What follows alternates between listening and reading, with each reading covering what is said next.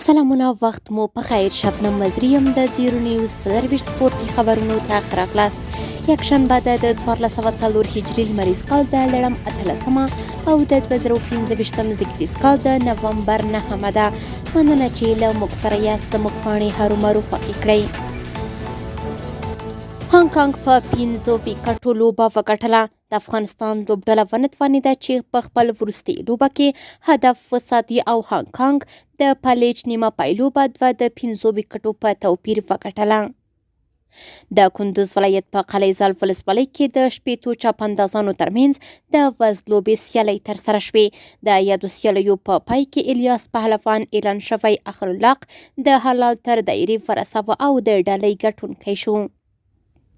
د میدان وردګ ولایت مرکز میدان ښار کې د 14 لوبډلو ترمنځ د والیبال سیالۍ د سحاق لوبډلې پاتې پای ته ورسېدې.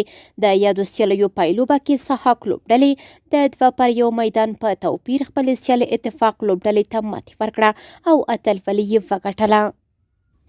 د بلخ ولایت په چاربولک ولسوالۍ کې د 40 ورزشکارانو ترمنځ د فولرزم سیالۍ ترسره شوې. دغه سیالۍ د نویو ځوانانو او لویانو ورزشکارانو په عمري کټګوریو کې ترسره شوې چې په پایله کې 20 ورزشکارانو خپلو سیالانو ته په ماتې ورکولو سره بریاوې خپلې کړې. وروستی خبر همدا چې د پکتیا ولایت په جاني خیلو ولسوالۍ کې له 10 ولایتونو په ګډون د نوي لوبډلو ترمنځ د والیبال دوستانه سیالۍ د پکتیا منګل منتخبې لوبډلې په اتلولۍ پای ته ورسېدې. د دغو سیالیو پایلوبه کې منګل منتخبې لوبډلې د 2-0 میدانونو په توپیر خپلې سیالۍ کابل مستحي لوبډلې ته ماتې ورکړه او اتلولي یې وګټله. سپورتي خبرونه هم دومره وو. په خواله رسنیو باندې فیسبوک، انسټاګرام، ایکس پخوانی ټویټر، یوټیوب او ټیک ټاک زموږ خپرونې خوښئ او موږ تعقیب کړئ.